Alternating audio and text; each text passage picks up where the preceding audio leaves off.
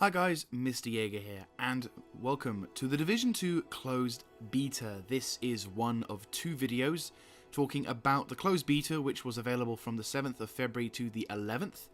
And this particular video will be primarily focused on the early game of the Division 2, whereas the second video will be about the late game. So hopefully this will be making these videos not so long for you to watch through. So I will try and be as fast and effective as possible. So this basically will be talking about a good points, bad points of the game.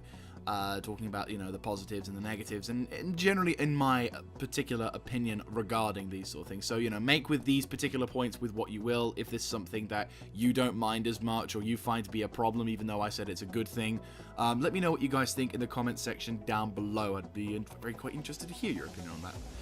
Don't forget though that despite my opinions or whatever I talk about, the video and everything I talk about is still on the beta, which means, for the next month that it's going to be around, we are still potentially going to see some changes made to it, so some of the points I raised may no longer be applicable when the game comes out. So, without further ado, let us get started. So, let us get started by talking about the good things, because good things are always going first. Yes? Good. So, first of all, let's start talking about the graphics and the environment. Now, for the graphics, it is pretty damn sexy. It is fairly similar to the previous game, slight improvements, obviously, lot less ice, no ice in fact at all, mainly water and forested areas, but they still, they do look absolutely incredible. The lighting is pretty epic. Definitely they've made some good improvements to the Snowdrop engine, which I quite like. I mean, I've always been a fan of this particular engine. It just looks and feels nice. There are a few issues, but again, we'll talk about them in the bad section. But no, they do portray Washington, D.C. to be quite a dilapidated city, for sure. And going on to that amazing segue, Washington, D.C. itself, yes, the setting for this particular game is the nation's capital, about 6-ish months away from, basically, it's sort of 6-ish months after the green poison outbreak. It has been left to be quite dilapidated. There are trees, there are things growing everywhere. I don't 100% believe it would be that quick, but then again, you never know. But regardless, it does look like a dilapidated city, something that's, a place that has been abandoned for quite some time. And I honestly, going into the game, I honestly didn't think I would enjoy Washington, D.C. as much as I would enjoy New York. I actually thought New York was going to be the place for me, and I wouldn't really enjoy it. But truth be told, I had my opinions. I'm going to eat some humble pie, because this is just as good as New York. There are sort of bonuses and downsides and upsides to both sections. But no, for me, this is a very good looking map. Definitely looking forward to playing more of it and discovering more of the famous monuments and other aspects of Washington, D.C. that I wouldn't personally know, having never been there before. So that's definitely a positive for this one. So, let us jump on to the next subject of the good, which is the AI. Both allied and enemy is actually surprisingly decent. I mean, yes, there were occasions where they did dumb and where they did silly or whatever, but generally speaking, the AI actually presented itself to be not only quite a challenge, especially on the harder difficulties, but also made it very interesting to... it was interesting just to watch them go up against each other, especially with the local militia, the civilian militia, the good guys, if you will, and the various different clans, because each of the particular groups had their own sort of style and ways of fighting, which, felt different enough. I mean, some of them were just run at you and shoot guns, which was a little bit sad, but we did encounter one particular group of people. Not entirely sure what they were, but we're going to call them the Cleaners because they look like the Cleaners. They have flamethrowers, and apparently even some of them are suicide bombers, so, possibly the Cleaners. They had suicide bombers from them, so the AI generally were actually quite surprisingly good in this regard, and it felt quite enjoyable to watch, even to a point, for example, where we were running around, my friends and I were running around the city, and we decided to attack an enemy strong point, and we actually had the option, instead of just to sort of clear the area out and then suddenly reinforcements would arrive, in fact we could call the reinforcements at any particular point. So if we wanted to get into some kind of backup for the first and second half of taking the base, we might be able to do so. Or, if we want to be careful, then we could call them once we've taken care of everything. Though, truth be told, my only slight complaint regarding that, but this is more of a 50-50 and kind of a petty thing in my eyes, so I don't really consider it a bad thing, is that the allies, your AI allies, despite only having, like, t-shirts and, you know, a pair of jeans on, and running around with, like, a pistol or whatever, for some reason, they don't die as much. Like, I've not seen them die as quickly as, for example, their enemy counterparts. So maybe if they dialed back the sort of invulnerability shield, or the shield that they have for some reason, so that that way it could mean that attacking certain areas and calling reinforcements could result in the group being killed, meaning you'll have to wait even longer before reinforcements can arrive, I think would make it very interesting. And it could, you get better support, maybe. You get, like, the ability to win the base faster, but at the same time, it could be something that could make taking a location to be more tactically and strategically difficult for you, thus making the gameplay more enjoyable. But again, more of my own opinion in that regard. But no, pretty epic on that one. Now, going along to the second sort of bit, one thing I would definitely like to say is another good plus is the missions, at least the enemy spawning in the missions.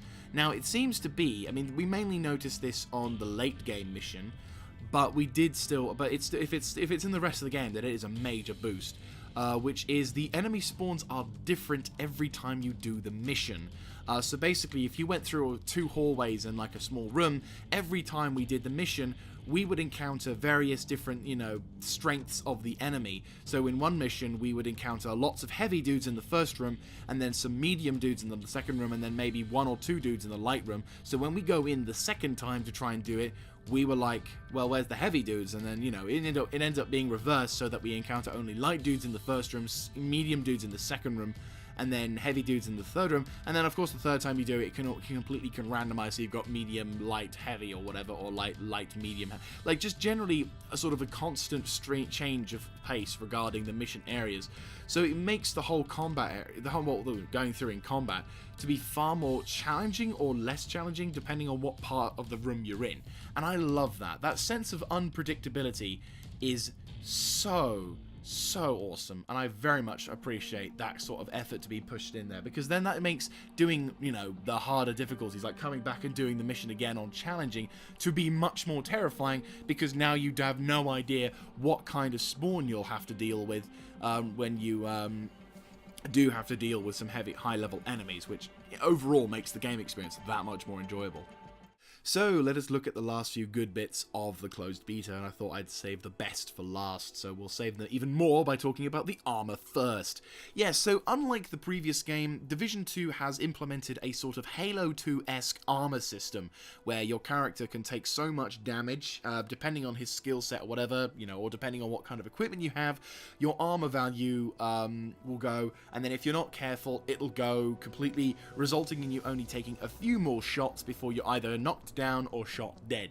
So, and this, of course, depending on what type of, late, mid, or whatever game, this armor doesn't last that long. Like, as much as I talk about adding, what kind of skills or equipment or build you're going for, it honestly doesn't take long. If you're in the open and the enemy decides to throw the full auto button on you, you will not last long. And I quite like this as it feels to me a more realistic and also more immersive and also less meta way of dealing with enemy forces. Like, rather than in previous games where you could basically run into a room filled with machine guns and all the high-level damage weapons you could imagine, and all you really have to do to counter that is, instead of thinking properly, you just throw a medical bag or use your chem launcher thing to, give yourself a health boost.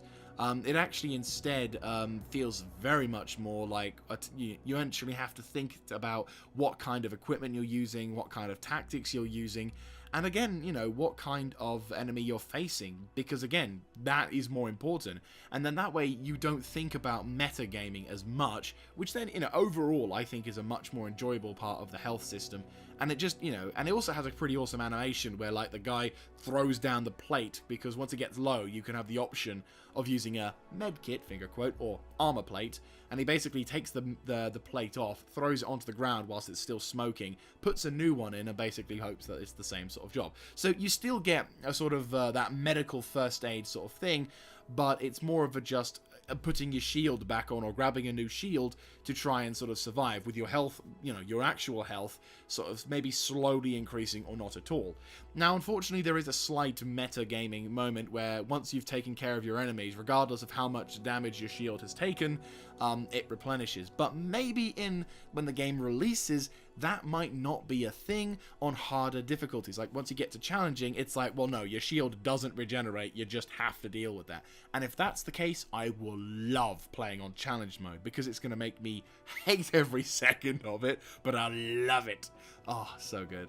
And speaking about so good, let us talk about the actual big thing, the guns, because the guns are so good. They've got a Thompson. I am a very big fan of that weapon.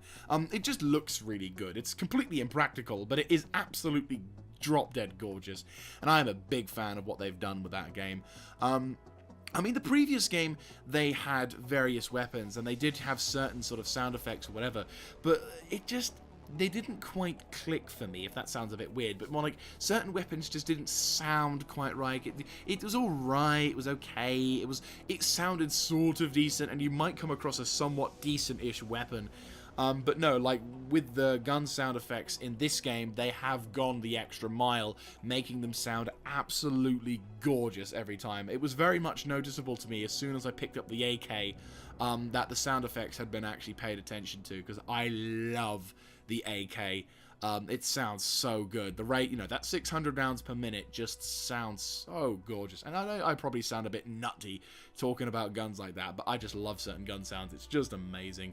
And then, of course, having, you know, slightly secretly wished I could get an AK with a larger mag, suddenly an RPK-74 pops in my hands, and I'm like, oh, okay. So, yeah, it's very good and absolutely glorious amount of fire to being put in on the enemy. So big thumbs up from me. If they keep it like this, is great. Also, very well done on the Division's dev team for doing the minigun or the M134 mounted perfectly. That is a benchmark for all other games to do, because I cannot tell you how much it annoys me to see an M134 firing 600 rounds or 700 rounds, or you don't have a button that spools the gun up so that you can fire it whenever you want. That annoys me. So yes, thank you very much, developers, for that team. Thank you very much for developing of that thing, because, oh my god, needed that. So, unfortunately, it is time for the bad news regarding this game, or at least the bad things I noticed and was talked about. We'll talk about quite a bit here. So, the first thing I wanted to talk about was actually the first few minutes of the game for me, because, yeah, the rendering and the graphics, ooh boy, definitely unoptimized. Would love to see more optimization regarding that coming towards launch, because there was some very nasty lag spikes and freeze frame moments. It resulted in me, unfortunately, having to restart my game on a few occasions. And yeah, I'm not exactly a big fan of the whole Ubisoft just restart your game and it'll be fine logic. When it comes to playing in an extended session, hopefully they'll have that resolved by the game's launch. We all hope that dearly. But yeah, it got so bad, like some of the models that we were coming up to it, and enemies were invisible that were killing me on my first combat. Well, yeah, my technical first combat of the mission, so well done, Ubisoft, yeah, did it again. Ugh. Anyway, so that was a bit of a big issue. Hopefully they'll resolve that by the time the game comes out.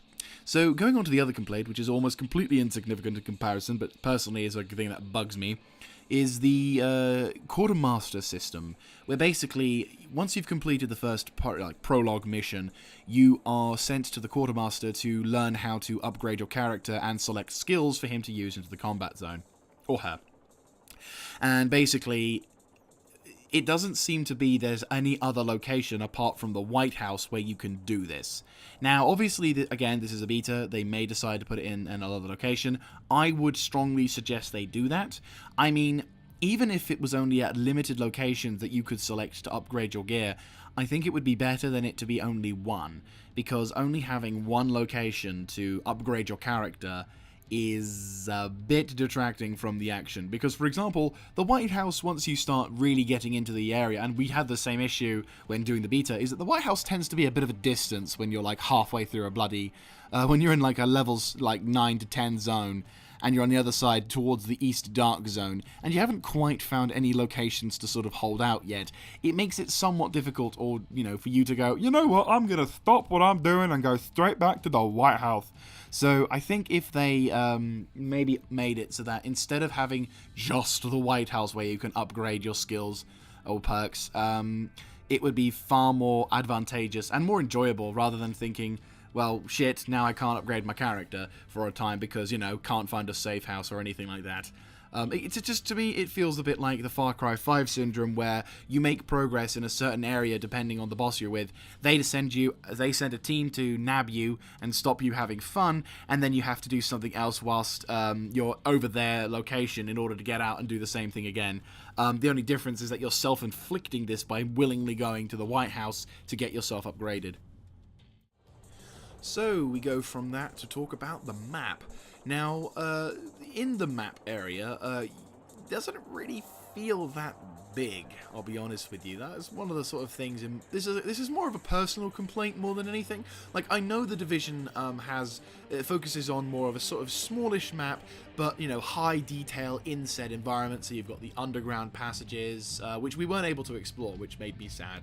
But, they have underground passages, they have the sort of the interior buildings and all that jazz. So it's not like they're not detailed, but the map feels just a bit smaller. Like, even just looking at the map, it just felt smaller.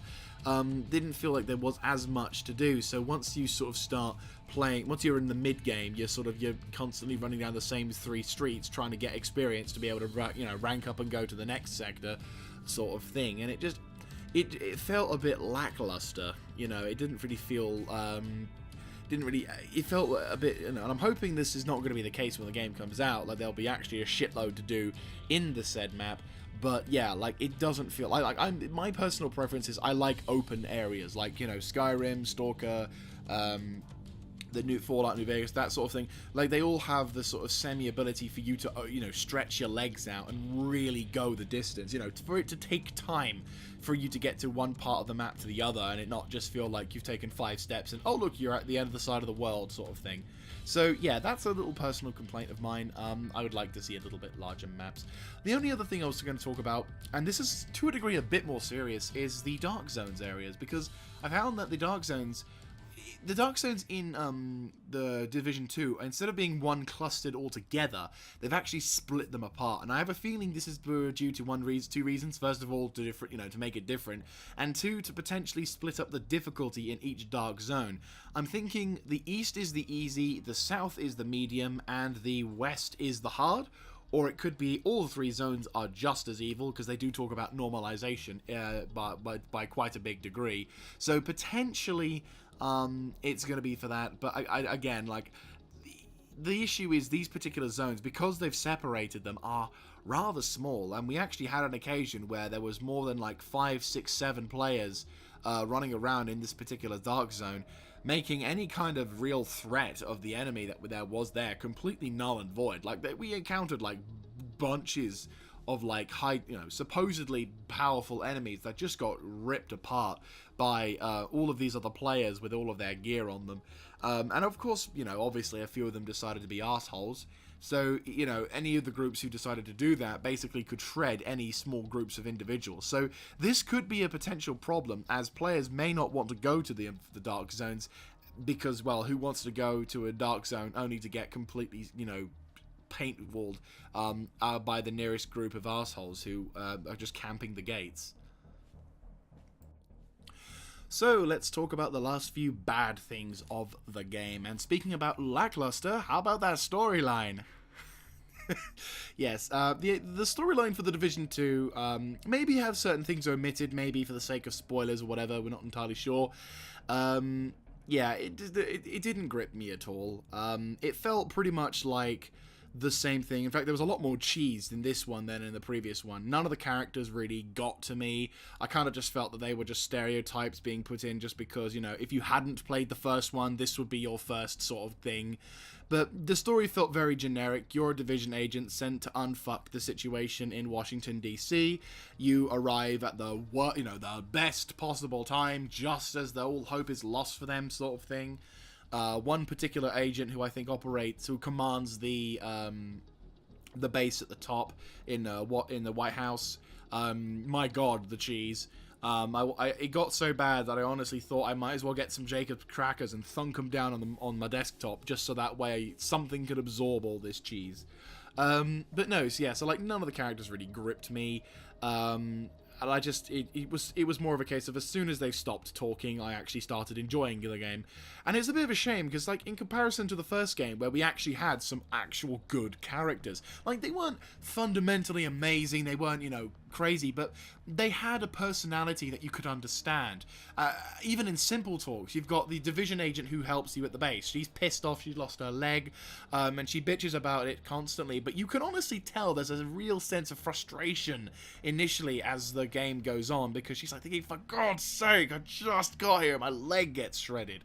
And then, of course, you've got, like, the security guy who basically doesn't really trust you. You can feel the essence of distrust coming from him when you first meet him, but then as the game goes along, again, he has no other choice but to accept your help. So, you know, it's something that he wasn't aware of, he doesn't like, but he'll deal with it. And then, of course, my favorite guy, the tech guy, who, you know, doesn't, you know, again, is similar to the police officer, but instead of just dealing with it, he will take the piss. He will say to your face that he doesn't like the division, he doesn't like the concept of this sort of super secret conspiracy-esque thing, but he is not an idiot, and he doesn't let pride get in the way of trying to solve the situation. So it is, again, there are loads of, and they do change over the course of you playing the game. You know, they will improve, they will sort of arguably change as, you know, you are beginning to really make a difference, and that was awesome. I mean, there are sort of, this is the sort of the thing which is, again, it's a bit of a personal complaint.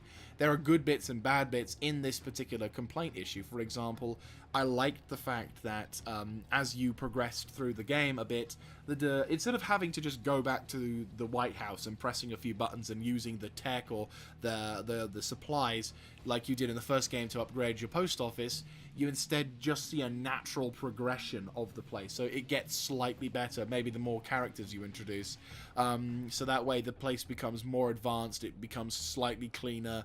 It just looks a better HQ as you're beginning to sort of stabilize the situation, which is great. You know, it's a pretty good thing and that. And there was also one good thing. Once we'd done the tutorials after so many bloody cutscenes where they would not shut up or would not bloody let us skip it. There was just this one particular crafting person literally said, "Hi, I'm so-and-so. I'm gonna craft some items for you." And then she shut up. And it was like, we were like, all my mates were like saying, "Oh my God, someone who just says what they are, does what they do, and let us get on with it." Why couldn't they do this for the rest of the game? It was just so relieving for someone to say, "Hey, player, I'm the crafter. You give me some stuff, I'll craft it. Have fun." You know, that's all we need. You don't need a diatribe, a backstory. You just need someone to say, "I'll get your shit, give to me, I'll sort it." Or, "Hey, I'm the mechanic, I'll fix your shit. You got any shit for me?" You know, something that doesn't require some kind of, "My family was lost on a ship at sea. It was a fair day on the summer morn." You don't need that in Division. It's just, it was a little bit of a, so yeah, the story was really just not that interesting to listen to, and it just, having someone just say what you wanted to hear was really refreshing. So keep that, forget everything else. So there you guys have it. I hope you have enjoyed this video about the closed beta good and bad points. Stick around for the second video, which will be going around, hopefully will be up soon, where I'll be talking about the late game stuff and how the game completely shifts into a new gear. But I'd also like to hear about what you think about the early to mid game sort of style in the comments down below. Do you think the points I raised were good, were bad? You agree, disagree? Let me know what you think as well. Don't forget, this is a closed beta, so things are subject to change before the game's eventual release. So hopefully some of the bad things I mentioned, like the map zones or whatever, or maybe the graphical optimizations, won't be too much a factor. But anyway, hope you guys like this experimental style video. Let me know in the comment section down below about that, and I'll hope to see you in the next one, guys. This is Mr. Jaeger signing out.